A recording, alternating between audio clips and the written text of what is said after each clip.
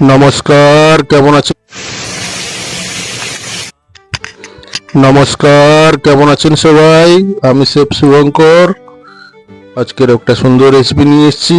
ইলিশ মাছের সরষে বাটা দিয়ে বানাবো ঝাল ইলিশা সরষে। রেসিপিটা দেখতে থাকুন, রেসিপিটা খুব সুন্দর হবে। ইলিশ মাছগুলো অনেক বড়।